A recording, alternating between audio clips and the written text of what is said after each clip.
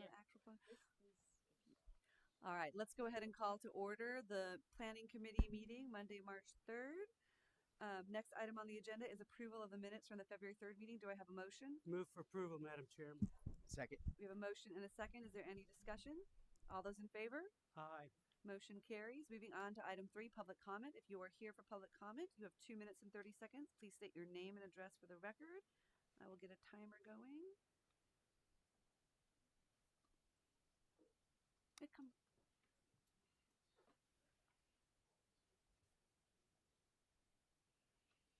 My name is Stephen Brock, 34 Hopetown Road in Mount Pleasant.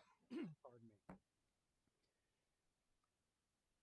On December 2nd, Town Council convened a meeting, a special meeting. Special meetings are held for matters that are of urgent concern according to your rules of order.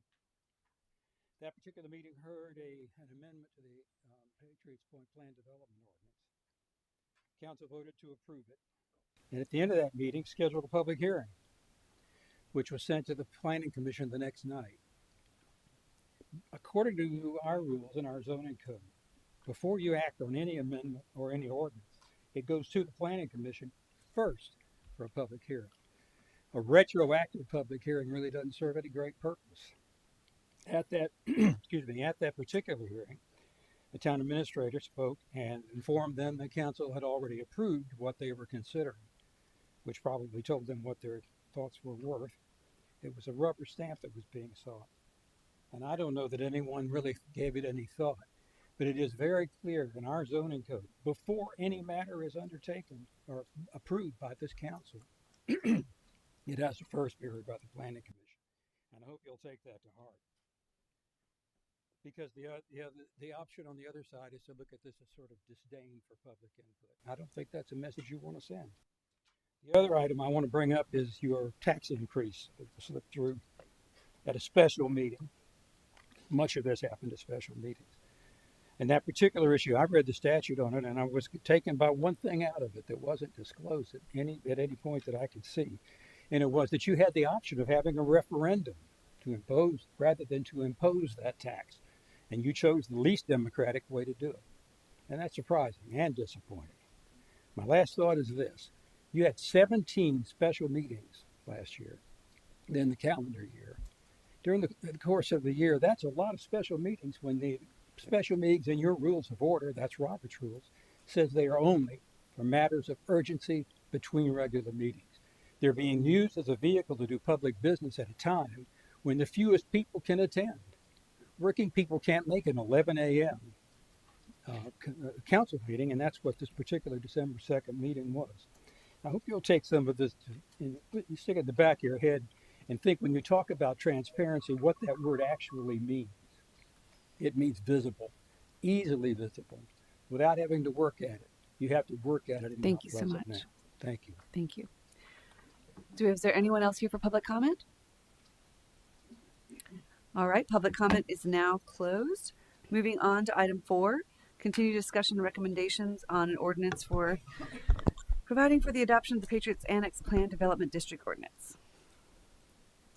I can provide as much or as little information as you want. You all have seen this. It did receive first reading at last month's town council meeting. At that meeting, it was recommended that it come back to this body for further discussion on those conditions. So I'm just going to kind of go straight to what the Planning Commission recommendations were and then what the Planning Committee recommendations were. And I'm happy to answer questions, and I know the applicant is here as well.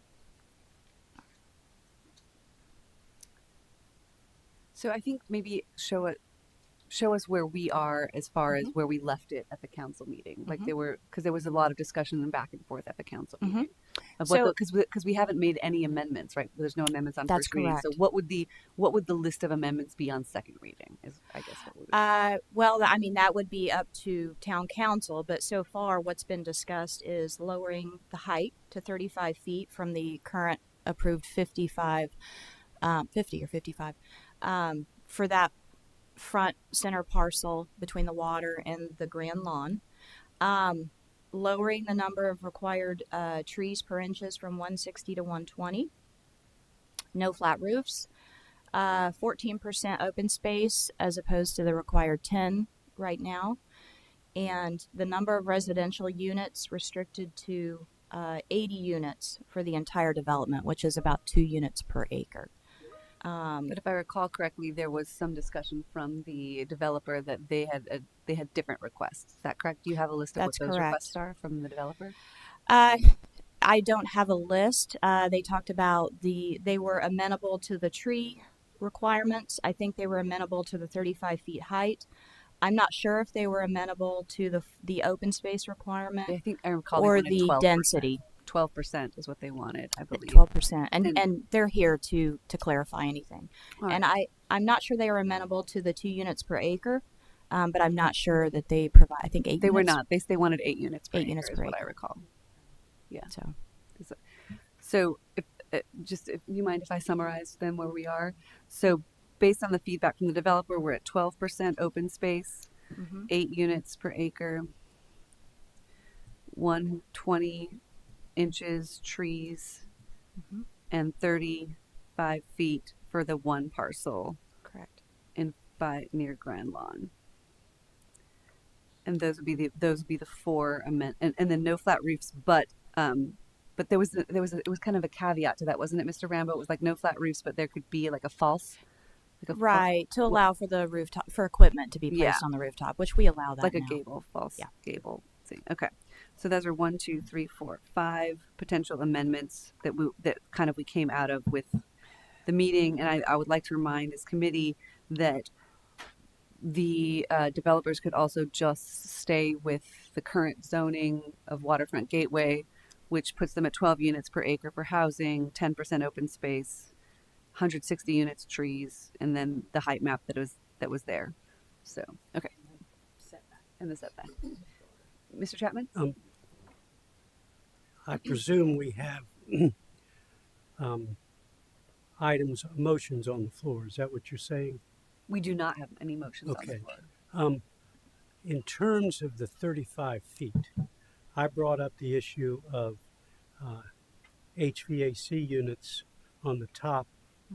How does that work in terms of allowing above the 35 feet for the HVAC units?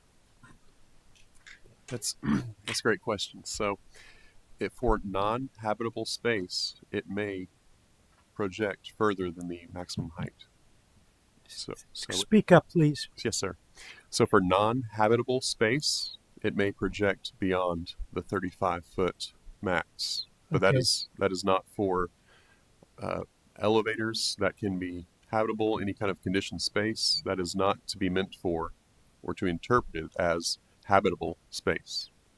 And how do you, not protect, but how do you cover that height from visibility? So that would be a design review board purview item, and screening would be required, especially looking at the vantage point. I mean, if you're on the street level, it's not going to be very obvious, but if you're in the harbor, it could be, and that would be studied to screen any elements that protrude above the maximum height.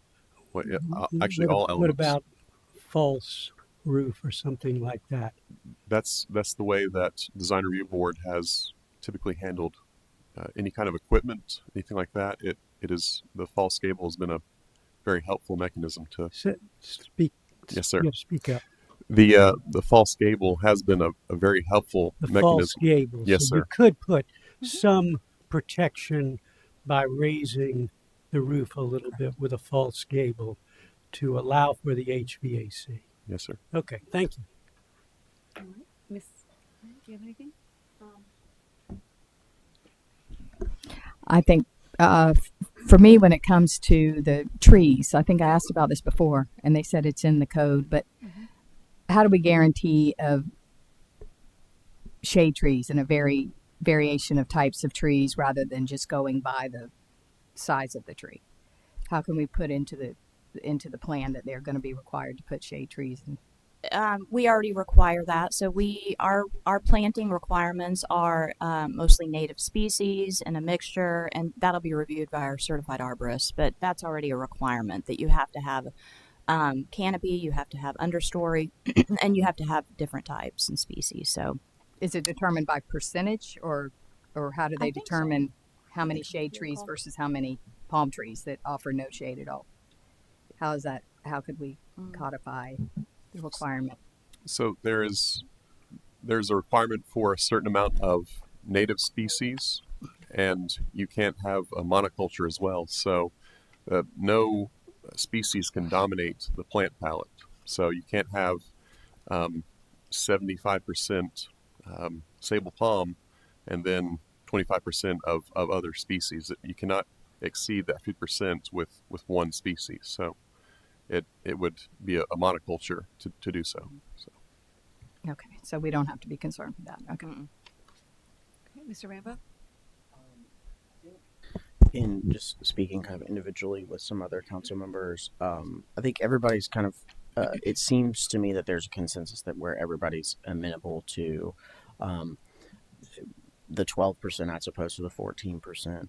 I think the sticking point seems to be the 8 units per acre residential. And if you'll remind me, so their original submittal, where they did a impact assessment traffic study, that traffic study was based on a certain amount of residential units. I think it was 130. that's correct. Am I right? And so I guess my question would be, instead of, I think what we had said was 80, or was our proposal That was is, the original. and they came back with 8 units per acre, however many that is. I think it's 240.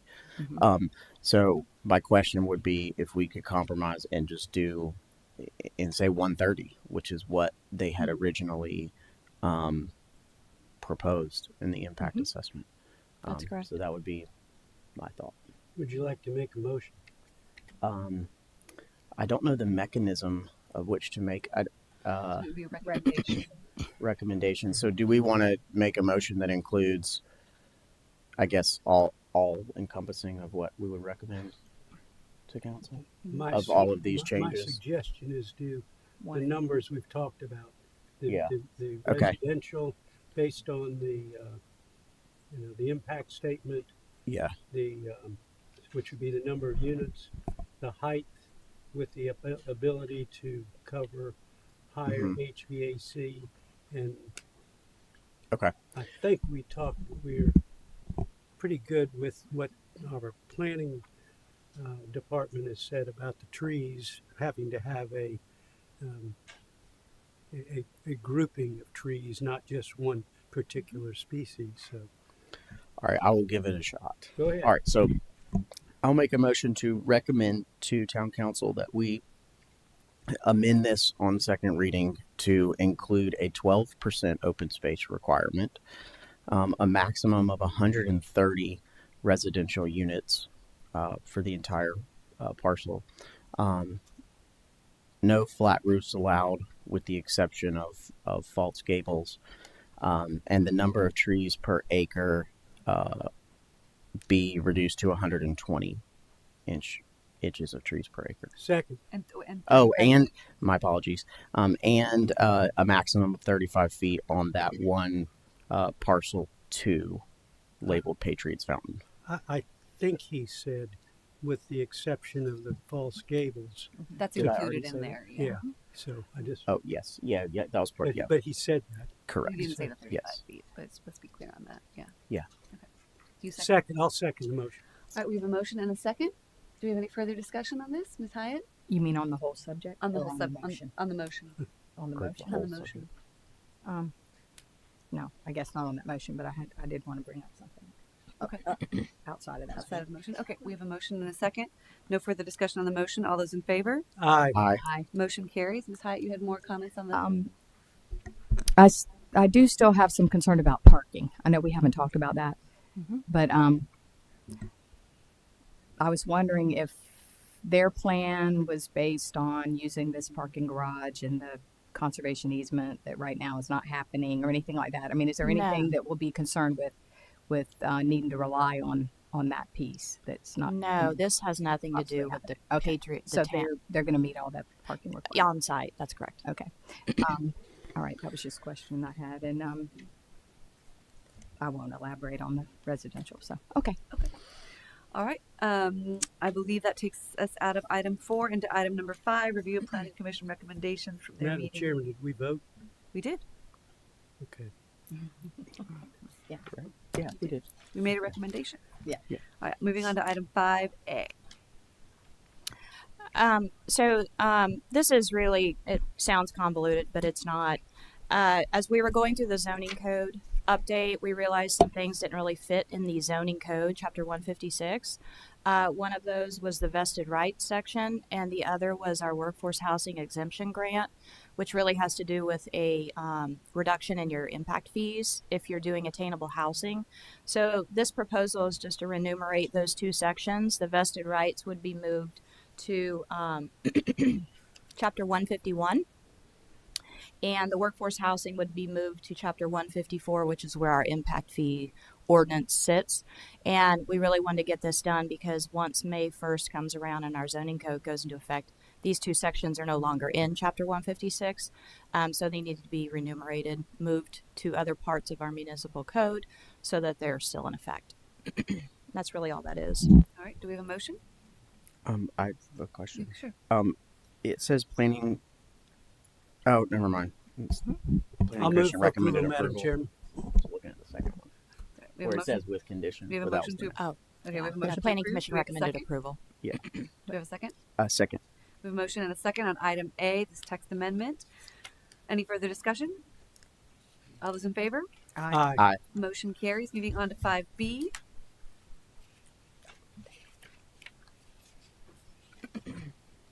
This is a request to amend to allow outdoor storage. Thank you, Madam Chair. Before you, we have a request to amend the Central Mount Pleasant PD to allow for outdoor storage on a 11-acre tract. You can see here that the 11 acres is within the county. It currently has a zoning of R4, which equates to 4 units an acre. The orientation of this, I need to kind of give you some context because it's a nondescript site. It has access on Venning, but there's really no visibility from the street. And you can see here it's triangulated between the 4 Mile community, Midtown Townhomes, and Laurel Lake subdivision. And here we have the proposed master plan. This is the request before you for ultimately development of a 5-acre portion of an 11-acre site. So with that, you'd have outdoor storage for 223 spaces. You can imagine boats, RVs, trailers. The supporting amenities that come along with that would be wash station, dumpster. And I do want to be clear, this is not storage units or structured storage. This is open air outdoor storage. And I think the existing site conditions are going to give us a little insight into why that exactly is. This is the site with the 3 associated utility towers, all constructed within 10 years of each other. So as you can imagine, this presents a pretty large encumbrance on the property, not only from the towers themselves, but the guy wires that come off, and you can faintly see those coming off of the towers. These towers probably 700-800 feet. The 2 towers 3 and 2 definitely are around 700-800 feet. So a certain amount of guy wires are required to protect it. I wanted to provide another vantage point for this. You can see how the bird's eye view, the conceptual plan is kind of jogging around a lot of these guy wires, and just there are a lot of horizontal and vertical clearance issues when it comes to this site. So specifically in speaking to the property owner, we were talking about what is needed to actually protect utilities on this site and the leaseholders that he has. And it really came out to 3 acres to provide security for those towers and provide, the upholding that lease agreement that he has. That leaves 5 acres of development area. And it was interesting in talking with the property owner. He talked about it as an idle asset. They actually, this company owns 17,000 towers throughout the U.S., and they're kind of looking at their sites in this perspective. What do we need to protect our towers? Do we have idle assets on the site? And in this case, it would be 5 acres that they are looking to partner with harmonious users that could exist on the site and not cause a negative impact to their leaseholders. So you can imagine that quickly narrows down the list. When you look at that criteria, that quickly narrows down the list of what the uses could be on that site. So with roughly 3 acres, you have protecting that area, and then 5 acres, you have proposed use and a proposed layout that definitely gives you a little bit more of a context of the why for this application. In addition, because of this development area, they're proposing to install a stormwater pond, as well as they've written into their PD ordinance to provide pervious parking spaces and drive aisles. So that will definitely help with the stormwater in the developed state. Staff did have one concern. You can see that they are providing a 25-foot buffer around the perimeter of the property. The buffer that is closest to Venning Road that backs up to the 3 single-family homes in Laurel Lakes, that actually overlaps an overhead power easement. So that would actually essentially create a cleared 50-foot space. So this would be something that just needs to be stated on the record, and you can kind of see here that area. Staff has already coordinated with the applicant on this, and they've come up with multiple solutions, possibly even undergrounding these lines. These are just distribution lines that they could possibly underground or just relocate the access. That would be another solution, but they're already thinking through solutions to that, as well as with the Planning Commission recommendation. This was approved with conditions, and the applicant has also been in coordination on that condition. And that condition specifically was to study 10 to 12 foot wide natural pedestrian path around the property. So we're discussing the elements that would be required to do that, and that was the main condition that was brought forward by Planning Commission. So that's all that staff has at the moment. Glad to answer any questions you have. Any questions from the committee, Mr. Chapman? The parking allowed along Venning Road. Explain how that works without seeing that from Venning Road. So we're looking at the master plan right now, and let me see if I can get the laser pointer here.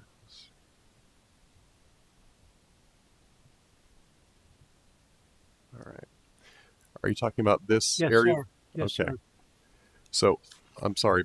Please ask your question again now that I understand the context. Well, the context is the visibility of that parking from Venning Road. And I know there are houses in the area of Venning Road, all along Venning Road. How do we protect that view of those nice live oak trees all along Venning Road from seeing through to that parking? Everything else looks pretty good. I'm just concerned about, what is that, 2, maybe 8, 16 spaces.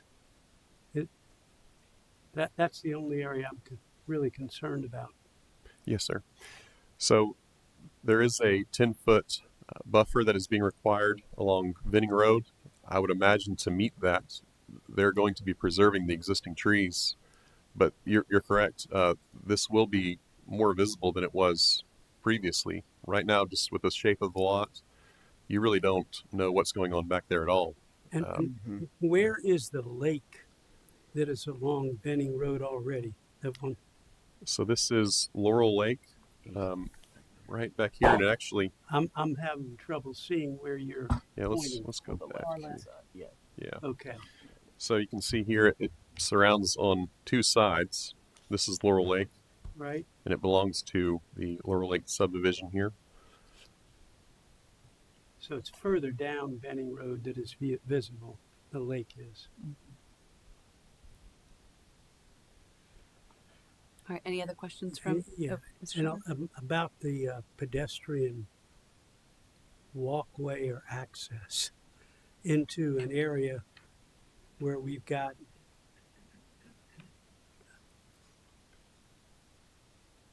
wires keeping the antennas from falling, and we're proposing an access around here. That doesn't make sense to me, to encourage pedestrians to walk into a hazardous area. To me, that just makes no sense. Mr. Rambo. Yeah, I was going to ask the same kind of question. It seems, while I understand the request, like it is kind of a pretty area back there with the lake, and it would be cool to have a walking trail, but typically when we make those arrangements with PDs, it's along an existing already like walking path or something Exactly. like that, and Yes, it's like on a like it would be like a town easement kind of thing. I'm not sure how that would even work liability wise if they were to have like just a residential walking trail that they had to maintain. I don't know. Certainly, yeah. And I've provided this exhibit Kind of here. a worrisome request. Sure. And your request, or or concerns are warranted. This guy wire here, it comes down right outside the property line. If you're walking, and I mean it's at eye level. If you're biking it, it's at chest level. I mean, there are ways to meander around the guy wires, but we're now kind of encountering the same trouble that the applicant is, because there's a lot of things to dance around and jog around on the site. I believe Planning Commission definitely wanted to incorporate this because this is a part of the Vinning Trail project. The Greenbelt funds from the county are requiring a 10 to 12 foot path right here fronting on Vinning Road. Mm-hmm. And the thought was that you could take this half-mile trail around and just kind of as a excursion detour. But there are certainly some things to be worked out, and maintenance and liability are some of those issues for sure. Mrs. Hyatt? So they only recommended a study? Is that what it says? Just for it to be looked into? I mean, they could come back and say, we don't find a way to do it that's not. So That makes I've it seem- copy and pasted the exact minutes here, and I believe that was a request the study be done. And certainly working with the applicant to talk to him about what could be done, but also you couldn't open up a public space and not park it. So then now you're having to require parking, and some of that parking would definitely take up the applicant's space as well. So Who's Hyatt? Oh, my next question, all the parking would be pervious? that's correct, as But- currently proposed. And so they still need a retention pond, even with the lake right there and pervious. I mean, that's still That's what's going to be required to being make it proposed. happen. And the applicant is here to talk about that. Thompson Hutton is working on this. So They'd save more trees if that was green space, but and water. But I think that spending money on a study where the outcome is a foregone conclusion doesn't make any Exactly. sense to me. Why spend money on a study that's going to come back and say there's a guy wire at chest level that someone's going to clothesline themselves riding the bike around the property and creating liability for the property owner? Exactly. I mean, I guess like they're cutting the one thing with this, they were literally cutting down, they're clear cutting trees on or they're cutting down trees on 5 acres of property in order to do this. It looks like a fairly wooded property. Is that? Yes, ma'am. Let's see here. So this is the tree removal survey. You can see the trees that are proposed to be removed with the red X indicated. There's actually not as many trees as I thought it was. That's a lot. It's a lot. I mean, it's a lot, but it's That's really not that much. More than half, probably. but creating an amenity and an opportunity for that area. I don't know, Mr. Chapman. I'm going to make a motion that we approve the request without the pedestrian study. And secondly, that the buffer along Venning Road, they're saying be 10 feet, be 50 feet, which would, I hope, keep the trees there and eliminate that parking within 50 feet of Venning Road. And also look at the potential for some percentage of landscaping on this parking site.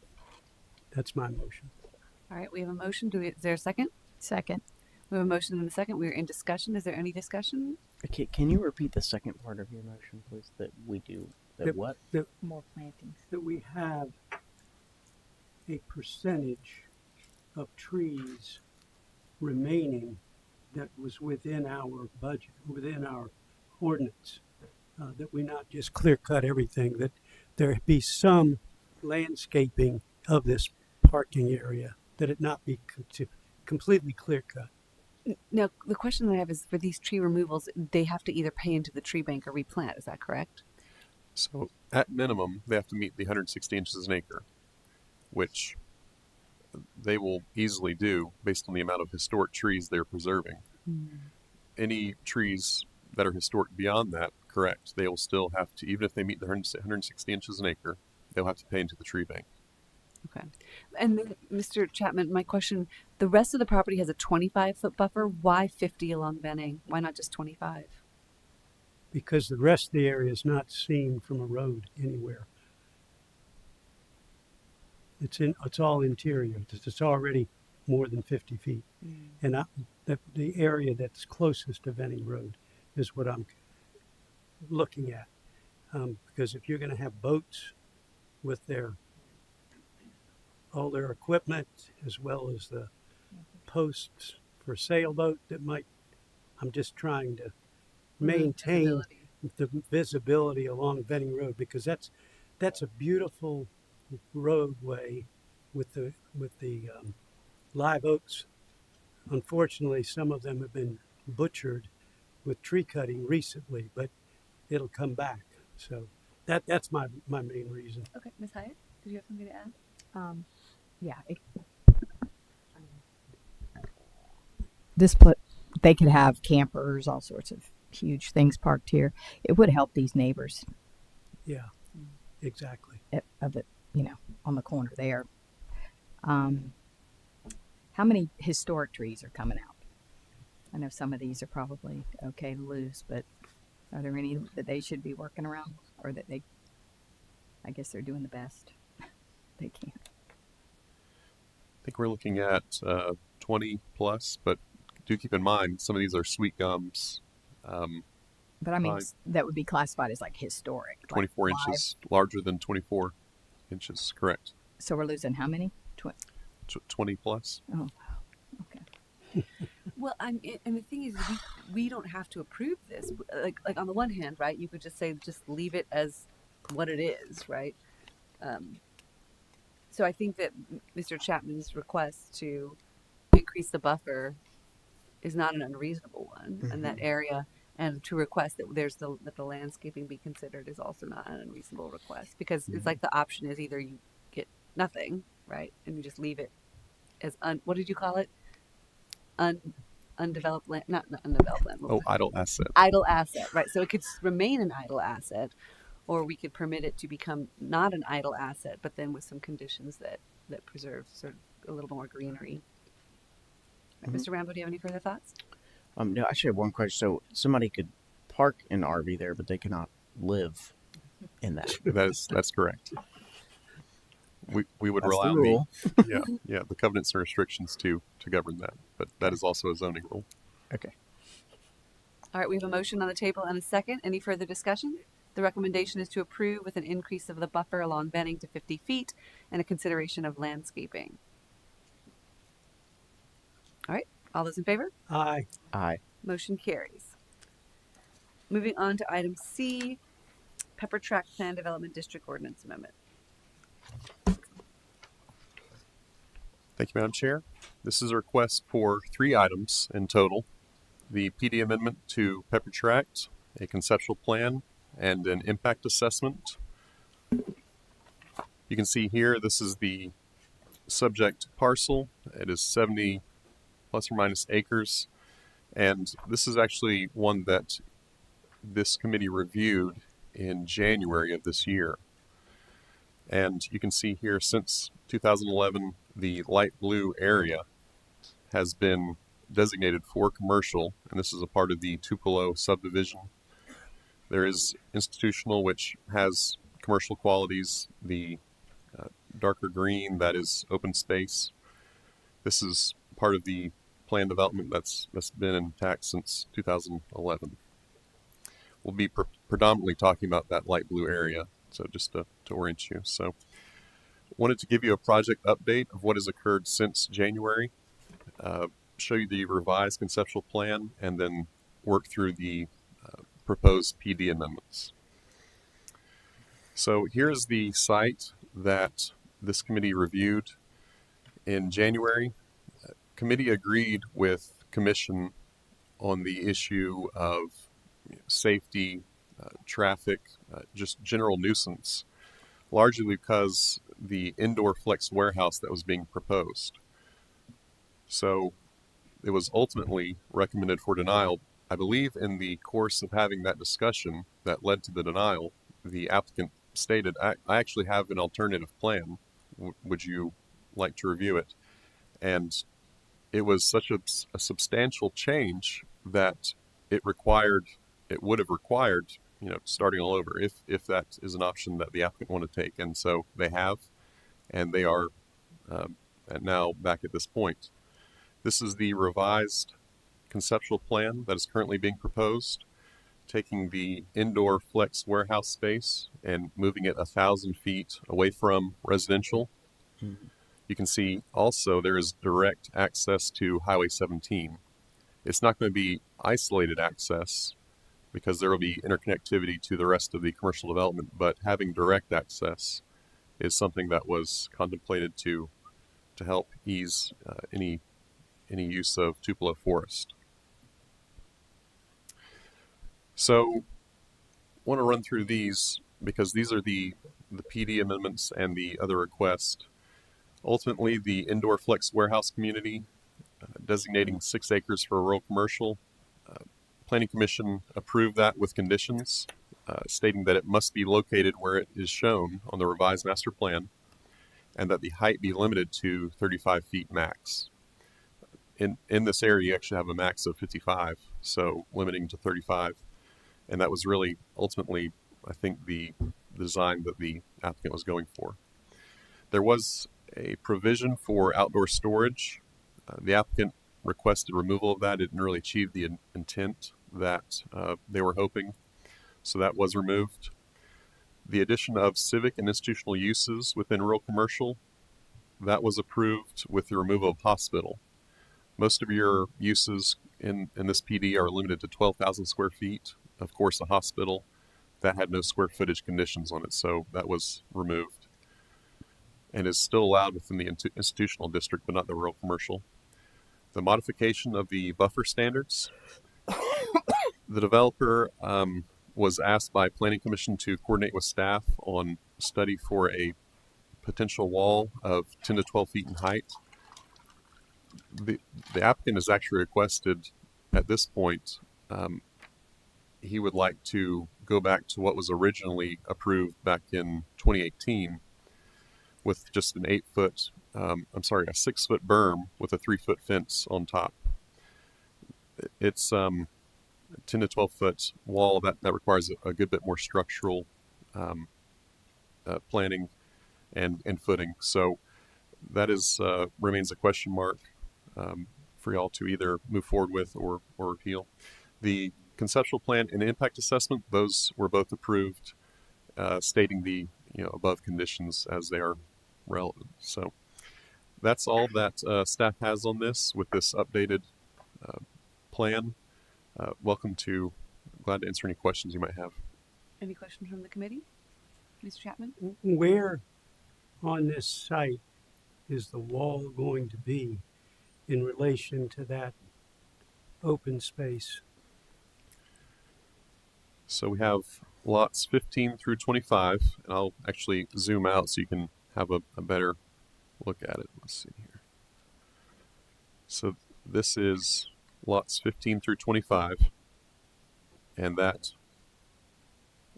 what is currently proposed is 35-foot buffer with an 8-foot wall. So there would be a separation from those properties of 35 feet and then the wall? Yes, sir. Okay. And I'm sorry, I'm just trying to picture a 6-foot berm with a 3-foot wall, like a pile of dirt with a 3-foot wall. So a 6-foot berm with a 3-foot fence on top of it. That was adopted in 2018. And if you'd like to get into the evolution of this, this is the current request, the 35-foot buffer with the 8-foot wall. In 2015 to 2017, that area was cleared, and a berm kind of made sense. It was cleared to create this detention pond for the future homes.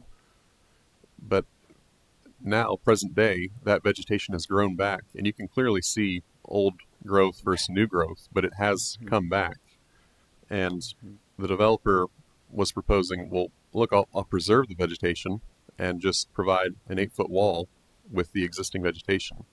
Planning Commission obviously went with the option of, well, let's preserve vegetation, but the residents that came to speak wanted either a 12-foot wall or to be held to the original 2018 berm with 3-foot fence on top of it. But still, in any case, there would be a 35-foot buffer. Correct.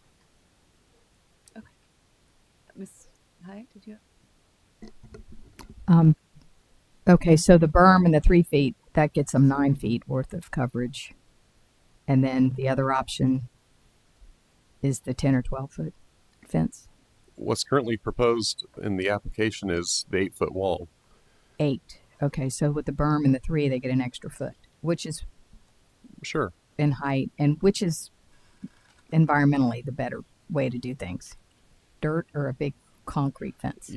The amount of dirt that would have to be brought in to create a 6-foot berm is you would be clearing out that entire area. Okay, so the fence is better for the environment. It's going to be thin and just they'll preserve whatever trees they and meander around protected trees. Mm-hmm. You don't have the option to do that. It's really non-selective when you start bringing in yards and yards of dirt. It'll just be a wooden fence, like privacy fence, or does it have to be? Either.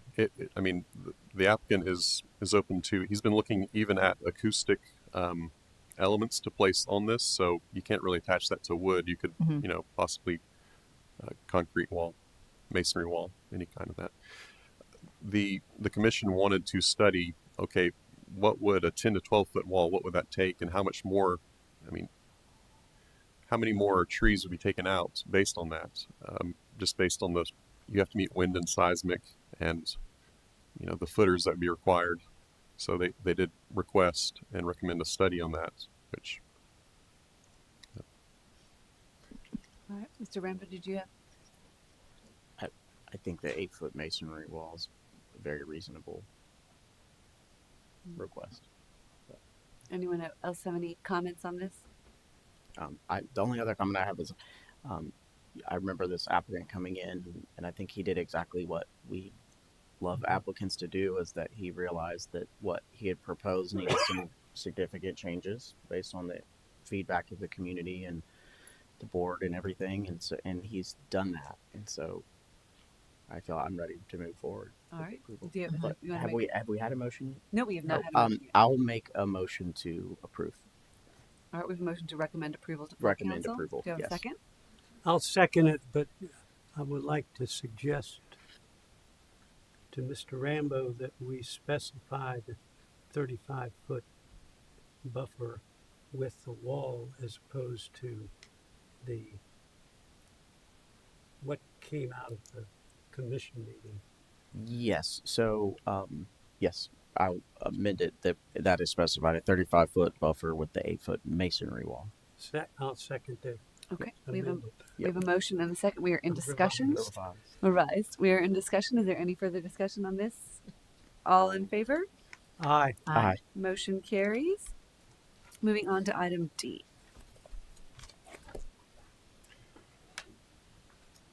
Thank you, Madam Chair. This is a request to annex and rezone R1 4 lots off of Porsche's Bluff. You can see here that it's located across the street from St. Peter's Church and across from Hamlin Plantation neighborhood. These lots currently are in the county. They are zoned S3. Conventional residential neighborhood was the future land use designation, which is consistent with the current request. And here is the plat that was approved in June of 2021. This does meet R1 standards, and the R1 request is, again, consistent with the future land use. So that is the request that is before you. And here is a image of the current built out site. 3 of these homes exist. The one fronting Porsche's Bluff does not. It's on a vacant lot. So glad to answer any questions you'll have on this. I'll move it. We recommend to town council approval. We have a motion to approve. Second. We have a second. Mr. Chapman, is that for the annexation and Yeah. zoning? Yes, ma'am. Thank you. And we have a second. Is there any discussion? Ms. Hyatt? No. We have any discussion from no. All in favor? Aye. Aye. Motion carries. Moving on to item 6, status report, 5-year. Are we back at comprehensive plan update? Yeah, yeah. Staff has been working on it for quite some time, actually. This is a 5-year update. So every 5 years you have to do an update. Every 10 years you have to do a full new comprehensive plan. So we are at the 5-year update. Staff has been working on it. A lot of it had to do with demographics, data, and of course, we adopted the new zoning code. So, for instance, in the previous comp plan, we talk about hubs. In the zoning code, they're called mixed-use development centers. So it's making all those things consistent, that language. So we've had 3 meetings with the Planning Commission, and that's kind of where we're starting. Is staff has made a lot of updates for the 5 years, presenting those in different sections to the Planning Commission. We'll get their input and feedback. And once that's incorporated into the draft update, we'll start to take it out to the public and have a few meetings. And then it'll come to you all and then town council. But October 23rd was an introduction and an overview of really everything's the same except for recently it was adopted that you have to do a resiliency element. So instead of the 9 typical elements, population, economic development, all of those things, there's now a resiliency element. So that's probably the biggest change as far as adding in new information. And we always kind of addressed resiliency, but now it's its own element, and we're incorporating it into not just environmental, but economic resiliency and those sorts of things, December 11th, there was a meeting held with the Planning Commission where we talked about the community vision, the issues, and the profile. This past month was primarily focused on mobility.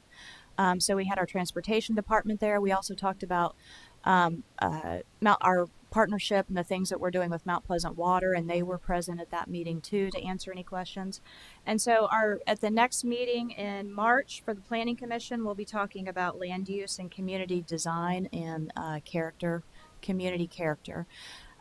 So we hope to kind of wrap up April, May, June as far as this draft with commission review, and then start to have some public meetings. But I'll continue to provide you with updates on how that's moving forward. But so far, it's pretty straightforward, with the update.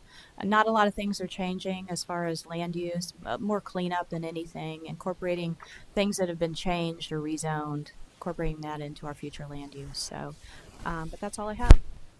All right, Happy thank to you so answer much. Do we have any questions. questions from the committee on this progress? Okay, all right. Thank you so much. That closes item 6. The last thing is to adjourn. If there's nothing further to come before our committee, we stand adjourned.